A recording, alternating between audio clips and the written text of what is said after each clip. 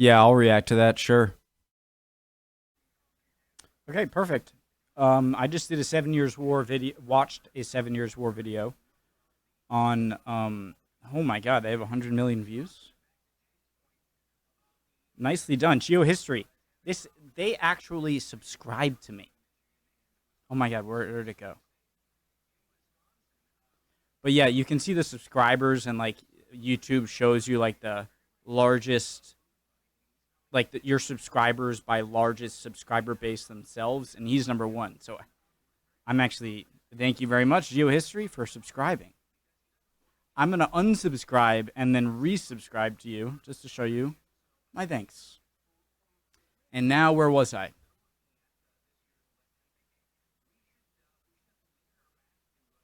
Right. Okay, let's do it. Original link to the video, top the description. Below that, link to the Discord. We'd love to have you. This little-known war took place in the mid-18th century, mainly in Europe, but also for the first time in European colonies around the world. This is why it is sometimes considered as the First World War. Let's retrace on a map a summary of the events and Can I consequences. say something? One of the sayings that gets under my skin is, and I know I'm overthinking it, but like like World War III will be started with sticks and stone, will be fought with sticks and stones, and it's one of those those quotes that are like always attributed to like Einstein, even though I don't think he ever said it. But and the reason that does, I get the implication because World War IV will be fought with sticks and stones because World War III would mean nuclear war, which would mean all civilization would die out, and then people would have to revert back to all over again to fighting with that. But there couldn't be a world war with sticks and stones because a world war requires some level of messaging. I forget what I said. Of the 7 Years' War.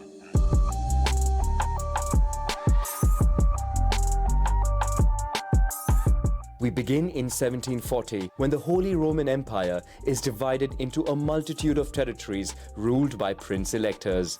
At the very top of the hierarchy is the title of Emperor, which has been shared for almost 300 years by the powerful Habsburg house.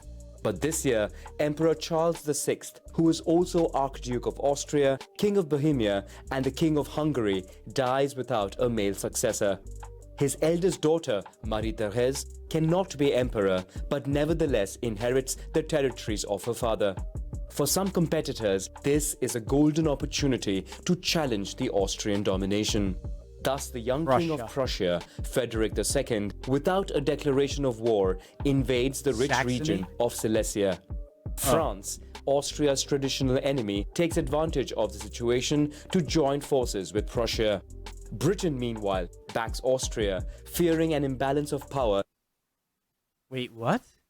Austria's traditional enemy takes advantage of the region of Silesia. France, Austria's traditional enemy, takes advantage of the situation to join forces with Prussia. I thought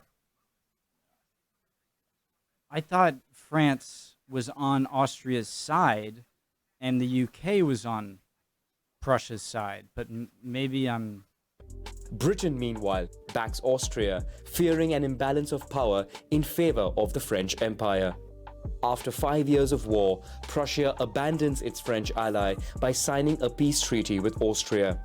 Prussia holds on to the territory of Silesia, but after 5 years of war, Prussia abandons its French ally by signing a peace treaty with Austria. Prussia holds on to the territory of Silesia, but recognizes Marie-Thérèse as the Archduchess of Austria. Her husband, Francis of Lorraine, obtains the title of Emperor of the Holy Roman Empire. France finds itself alone against the coalition and still manages to seize the Austrian Netherlands. A peace treaty was signed in 1748, and against all odds, the King of France, Louis XV, returns the territories to Austria. After the war, a strong rivalry develops between Prussia and Austria, which hopes to one day recover Silesia. Moreover, the French and British empires increasingly compete for their colonies in the world, primarily in North America, where New France surrounds British colonies. With boundaries not clearly defined, the two powers compete for the Ohio Valley. The first clashes taking place there are mostly dominated by the French side. From a military point of view, Britain dominates the seas and oceans with its powerful Royal Navy, while the French army is deemed stronger. George II, King of Great Britain and Prince Elector of Hanover, fears losing the German state in case of war. He approaches Prussia for protection and signs an alliance, upsetting the traditional balance of power in the region. After centuries of competition, France and Austria join forces and are joined most notably by Russia. European powers meanwhile prepare for war. Okay. France attacks first and sends its army to the British island of Minorca. Okay, that clears up my confusion. In India, Britain prepares for war by fortifying Calcutta without the agreement of the Prince of Bengal. The latter responds by driving them out of the city. Britain counterattacks, recovers Calcutta, dethrones the prince, and moves to attack French colonies. In North America, the British Empire prepares to send large military reinforcements. In the European theatre, France prepares a ground offensive in Shut up. The TV. Hanover. In the European theatre, France prepares a ground offensive in Hanover. Prussia, which I'm really confused what's going on with Polish-Lithuania. Like, are they just a complete dominion of Russia? Because they really aren't even mentioned. finds itself surrounded, launches the first strike on Saxony, a rich, poorly protected region. That's my problem I had in the beginning. Okay, so I thought this was the time. Okay. The offensive is a success, despite an Austrian counterattack. Prussia continues its offensive by attacking Bohemia, but this time, Guys, just wait for what happens when the Russian Tsaress or queen dies, and then the next guy comes in and just ruins everything. It's hilarious. the intervention of the Austrian army prevents the capture of Prague and pushes the Prussians back to Silesia. In the west, the French offensive in Hanover is a success. down. The French army now advances to Prussia, which finds itself besieged. To the east, the Russian army captures its first territories, and in the south, the Austrian army advances towards And the Silesia. Swedes in the north? Britain attempts to distract France from Hanover by initiating military raids on its Atlantic ports. A first military expedition is sent to Rochefort, but is countered by the French army. Frederick II of Prussia sets out with his army to face the French. A fine strategist, he wins despite having a much smaller army. He then moves to face off against the Austrian army and once again wins due to his strategy despite having fewer soldiers. That is greatest victory. Sweden?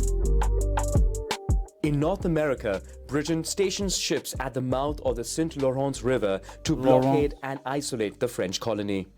On the European side, King George II refuses to recognize the surrender of his son in Hanover. He raises a new army that repels the French. In parallel, he did that with new raids are organized. After another failure on St. Malo, an offensive parallel, new raids are organized.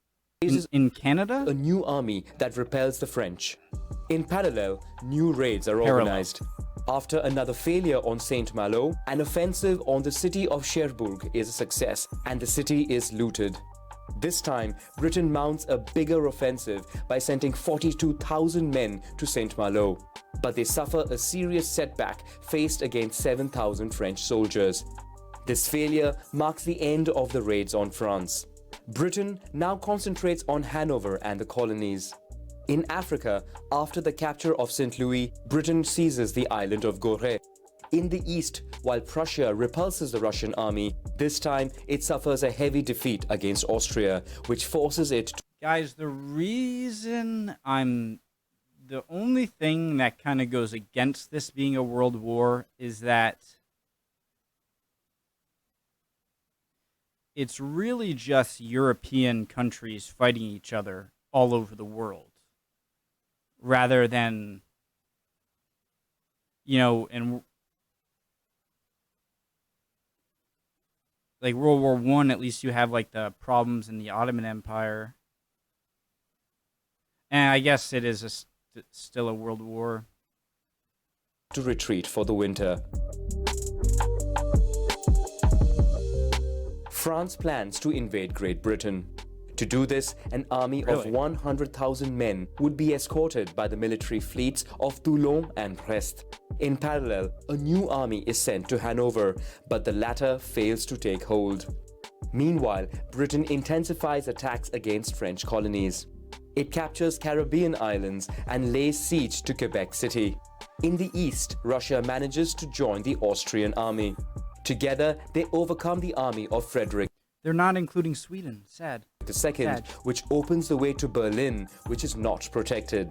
But following disagreements, both armies stop there. For France, the situation is complicated. With their military fleets of Toulon and Brest defeated by the Royal Navy, the invasion of Great Britain is abandoned. Without military fleets, France can no longer support its colonies. In North America, New France is in disarray. After the capture of Quebec, Britain seizes Montreal. The island of Dominica in the Caribbean and Pondicherry in India fall in quick succession. In Europe, despite several attempts, France So if it weren't for the 7 Years' War, it seems like India would have withstood full European control because they would still have, the French and British fighting over ports. Fall in quick succession. Right? In Europe, despite several attempts, France can no longer impose itself on Hanover. On the other hand, severely weakened and facing defeat, the King of Prussia regroups his last remaining forces into a single army. In January 1762, the war takes a new turn with the death of Elizabeth, the Tsarina of Russia. Oh my god, this is so stupid. This is hilarious. One of the funniest things I've seen in history. Her successor, Peter III of Russia, is an admirer of Prussia and does not want to engage in war. He quickly signs a peace treaty. In the West, the Spanish Okay, Empire... they didn't even go over it, okay? Okay, that makes it sound not as bad as it actually was. They had control of Samaria over here, and Russia was in a great position when that lady died. I forget her name. Leader of Russia. And he's just like, hey, if I love you, Fred... Can you just give me one of the a medal of honor for Prussia, and then I'll give you all this, and then I'll sort of retreat? Yeah, sure, dude. To engage in war. I didn't explain it well enough. I butchered it. He signs a peace treaty. In the West, the Spanish Empire takes a negative view of British domination. Spain then goes to war with France. An army is sent to Portugal, the Iberian ally of Great Britain, forcing the latter to send reinforcements. But in parallel, Britain takes advantage of an opportunity to seize Cuba and Manila in the Philippines. In Prussia, the king's army succeeds in defeating the Austrian army. Exhausted by years of war, European powers begin peace negotiations. Two peace treaties are signed separately. A first in Paris between France, Great Britain and Spain. France loses almost all its colonies. The country retains some territories in America, the island of Gorée in Africa, and 5 posts in India, provided they do not fortify or send armies there. Spain recovers Cuba, Manila, and gets Louisiana in exchange for Florida and peace with Portugal. On the other hand, the Treaty of Hubertusburg is signed between Prussia and Austria. Prussia liberates Saxony, in exchange for which it retains Silesia. The human toll of war is... Consequences are American Revolution, French Revolution. ...is heavy, with 1.3 million people dead. Whoa. More than half of them are civilians. European powers are weakened by war and forced to increase taxes to repay their debts. The first colonial empire of France is dismantled. The country invests in its military industry, mainly its naval fleet, to catch up with Britain. Austria is forced to abandon Silesia, but saves face by liberating Saxony. Prussia, although greatly weakened, is now respected and even feared. Finally, Britain becomes the major world power, but its empire is also indebted by war.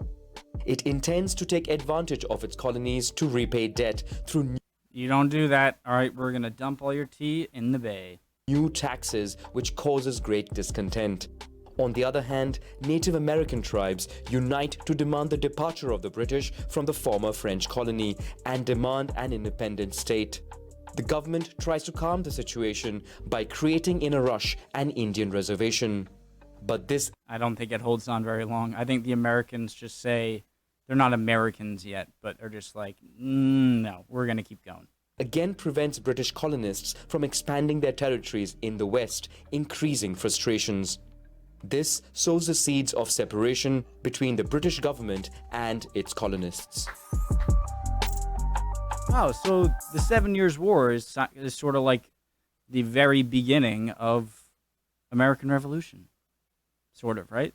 Cool video, guys. Sharing up my 7 Years' War knowledge after watching The Armchair Historian 2 videos. Hope you're doing well. If not, chin up. You'll be good soon. Love you guys. See ya.